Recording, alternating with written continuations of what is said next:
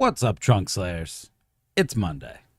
That means it's time for Spicy Monday. So we're going to talk a little bit today about hustle culture, specifically at conference shows, and my opinions on it. This is a mild spice because I'm not trying to criticize anybody who's doing what I'm saying. I just don't know that it's productive or as productive as we'd like to think it is, and I want to talk about it. So I just got back from CompTIA ChannelCon, which reminded me, I've been wanting to do this topic for quite a while. It reminded me once again, as I saw folks who were rushing, not just in our space, at the airport to do meetings on laptops, business, people who were in the hotel lobby, business, people who were in the convention itself, just taking meetings, doing calls, doing work, people who were in sessions that could not put their laptop down. I don't get it, folks. And that's what I want to talk a little bit more about today on Spicy Monday, because I don't think that's good. And I don't think it's good for a variety of reasons, both mentally, emotionally, and operationally. But before I get into what I think is bad, I want to acknowledge that, it's not a black and white world, and there are plenty of reasonable scenarios that I am not trying to call out.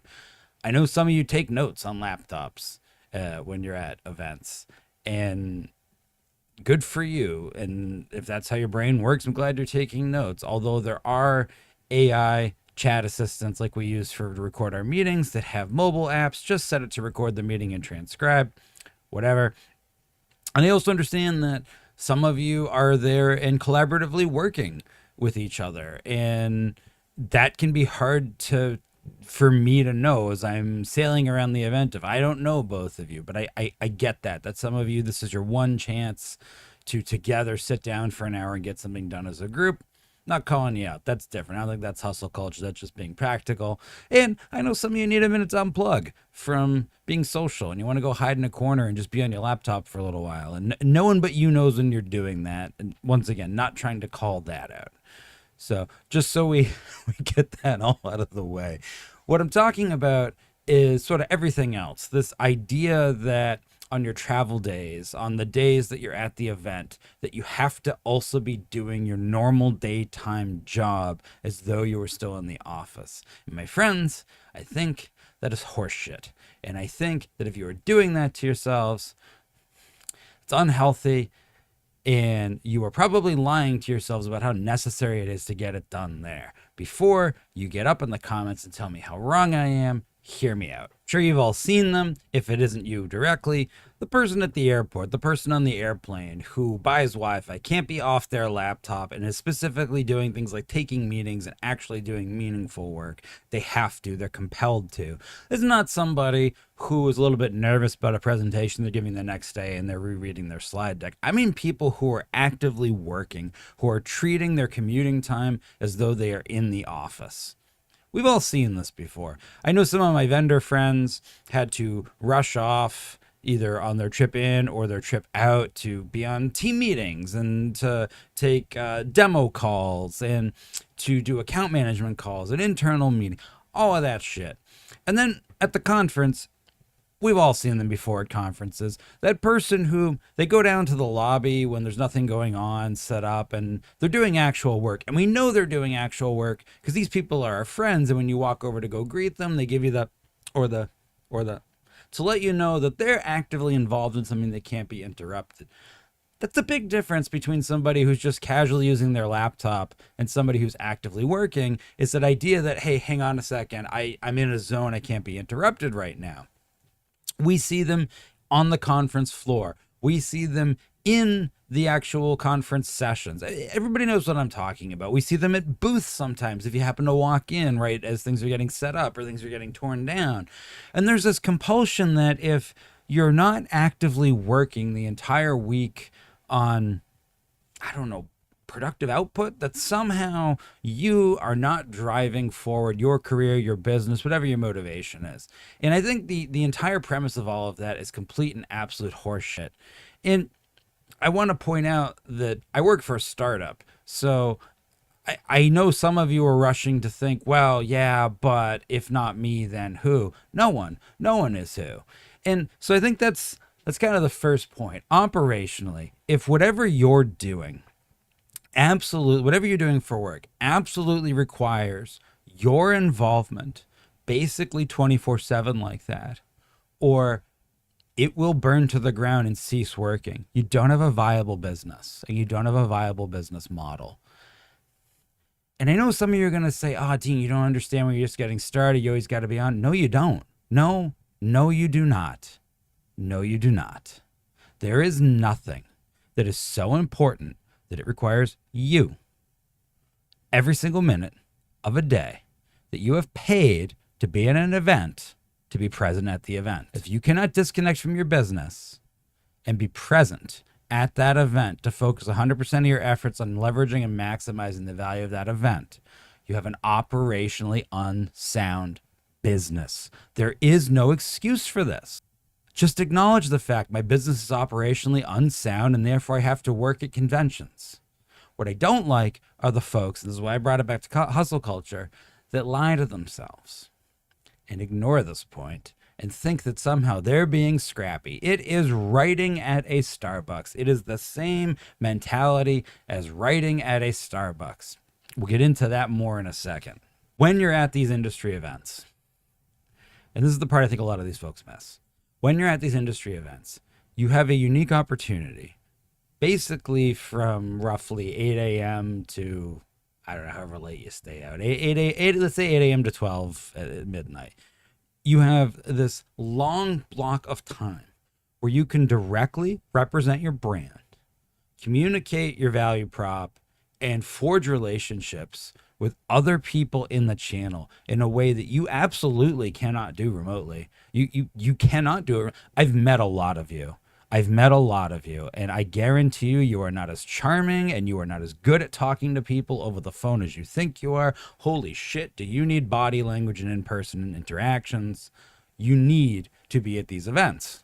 But yet you throw it away because instead of spending the entire time doing that, advocating your brand, pressing the flesh, making relationships, helping others, making an impression, you are over in the corner on a laptop doing a sales call or a demo or account management or trying to work on that ticket or whatever it is that you're trying to do. And it's an excuse. It is an excuse. You are at an event, be present at the event. If that means that you need to drop some balls, then you drop the balls. And I will point out that these events do not happen by surprise. You should know the event is happening ahead of time. You should have been able to do a little bit of planning. And before some of you say, no, I couldn't do that, I know you could. Because if, for example, on the way to the event, I don't know, the plane had to divert and make it an emergency landing in the middle of nowhere without a cell phone or anything else, you would be alive the next day, and so would your business.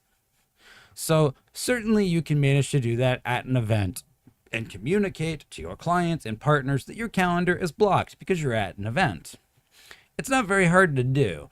And it's not very necessary to be available during the event. And part of this goes into that element of scarcity complex that I think a lot of more sales-focused individuals and startup individuals struggle with because, of course, right, like you're programmed, if there's an opportunity here to secure a deal, that we have to do it in a timely manner. We have to do it right now. And so there's this element of if I don't do it now, I'll lose it. Here's the thing. You're at an event. Shouldn't the prospects and relationships and existing partners that are there with you take precedence over somebody who is not at the event? If you set up whatever this call is before the event, they can wait an extra week. Your time and effort should be focused on prospecting and solidifying relationships with opportunities that are right there. Let me get to this side of things, the support element of being present at an event. Because there are other reasons we get on these calls. There are problems, there are fires that we need to unfuck. And certainly we are the only people who could possibly put those fires out in that moment, right?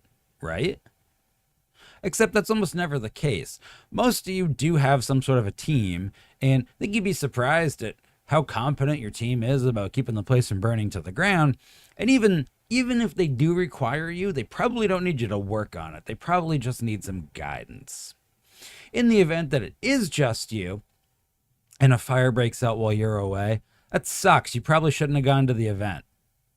I know, that's probably not what you wanted to hear, but this goes back to not being operationally unsound. The best place for you to be if you're at that event is present at the event. This segues pretty nicely into travel days. So typically at an event like this, it is not uncommon, especially if you're a vendor, to travel in the day before the event and to travel out the day after the event, rather than trying to travel in the first day and travel out the last day. I know there's some exceptions, but either way, the minute you are in packing up your bags to travel, I consider that at that point to be a travel day.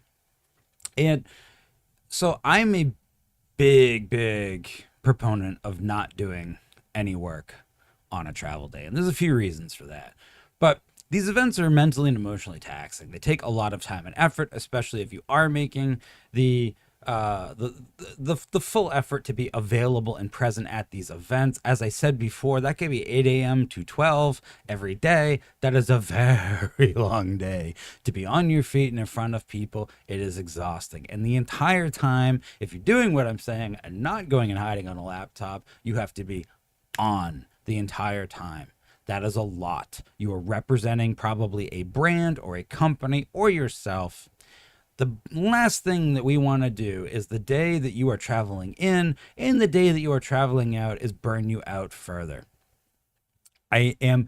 Besides the fact that I think it's kind of rude in a public setting, like an airport or an airplane, to be on like calls and meetings and but whatever. I'm old. I come from an old school where talking on the phone in the public area is kind of a dick move.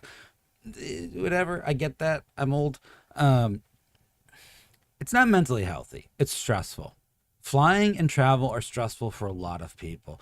And even if you're one of those people that does not get stressed by flying and travel, which I understand to some of you, I still think that that should be you time that you are using. So the minute you arrive at that event, you are on, you are ready to go. I'll give you an example. So I was getting, of how easy it is to not be on. I flew into ChannelCon. Travel day was Monday. I was up really early to catch an early flight. So like, I don't know, I was up at 3 a.m. By the time I'm finally in the hotel at like 2 p.m., I'm going to the elevator to my room, and Tim walked off the elevator, and I know Tim. I know who Tim is. You know, big IT beard Tim, and completely blanked. I was in my mind like, I know this person, but completely blanked and had the most awkward elevator ride, where thankfully I ran into him another 15 minutes later and could apologize for that when my brain was working. Now, imagine if you're a vendor, that was your vendor rep and that was an existing client. Imagine if that was another vendor you're in the middle of a strategic partnership with. You don't want your employee at the event to have those off moments where their brain isn't working. I'm sure I read a lot more into how off-putting that was than Tim did, but it doesn't matter because I should have been able right away to be on in that situation. But I was already exhausted just from traveling. Now imagine if I had been on conference calls and was thinking about work and was super stressed about meetings I had to attend to. Don't put your staff through that. It's not necessary. On the day back, you might be saying, well, the event's over. And so, of course, they're free to, you know, be made stressful. Okay, you giving them the next day off after the event? And if the event leads into a weekend, do they get Monday off? Probably not, right? Like, you need them to follow up on the event. Goes back to this idea of making sure after a very long taxing day, your employees have a chance to breathe, digest, think about everything that happened, take that travel day to really digest what their strategy is going to be going forward, not to be on fucking nonsense meetings. And if you're forcing your staff to be on fucking nonsense meetings on their travel days, you're a bad business owner. You need to get the fuck over yourself. All right. And I know specifically some of you that are doing that. So if you feel called out by this, I am absolutely talking to you. Get your shit together. So in my case, on my flight back, I was asked by one of the vendors that I work with to get on what was, you know, in that loose definition, a nonsense meeting. And I said, hey guys, I'm going to be on a plane. Sorry. And I didn't bring a travel laptop. And they said, hey, no problem. Just send us over what you would have presented and we'll take care of it. That's the right answer. And listen, I understand. There's always exceptions. There's always going to be a reason why something is so on fire that for that single moment you do need to get involved with it. Like, I get it. I get that nobody's so perfect that they can just sail through a week without having to touch their computer for work at all. Just, it's a mental mindset you need to get in. It is not healthy for the entire week that you are in front of people representing your brand where you need to be on to consistently be pulled away for things that are remote. Because ultimately, you could have worked from home. And if all you're going to do is work all week, don't go to the event. And I want to make a further point. And this is to a far narrower audience of people. I don't think this is as rampant of a problem in our space as it is in other spaces, but I do want to address one final point. There are some people that have a lot of difficulty with performance evaluation and valuing themselves and defining exactly what they do. And some of those people need to be seen working to feel validated. These are your writers in a Starbucks on a laptop. These are some of the people we've talked about in this video.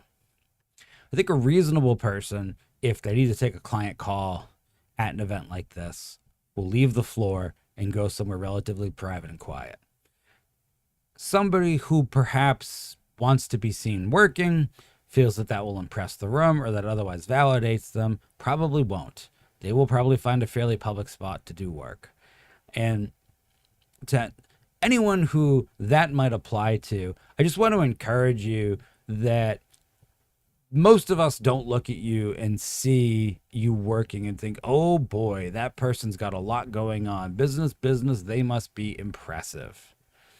And just, it's hard to change that kind of behavior and thinking. But if you are that person that likes being seen working, I want you to try the next time you're out and about taking one call that you would normally take in a public setting and trying to take it in a private setting, just to start deprogramming your ego from requiring that sort of validation, because it'll be good for your mental health. This video already went way too long. I'm going to wrap it up. So when you're out and about, when you are at events, when you are traveling to things, doesn't have to be an event, when you're traveling for any reason, maybe you're just traveling to a long client site, I really want you all to start trying to be more mindful of the fact that that time is not best used to be doing remote work. Try to be more present in these moments. Give yourself a break from always being connected, even if it's just while you're on travel days. So if you can't do that at events, at least on travel days, I want you all to try to be more mindful of not consistently being connected. There is nothing that is so important that it cannot wait for you to fly in or out, or take an Uber, or take a train, or drive in the car to wherever you're going. There is no need for that level of hustle. It is not helping anything. It is burning you out. And you are not going to be your best self when you're in those situations. Just stop doing it. And if you are an employer and you are expecting that of your employees, get your shit together.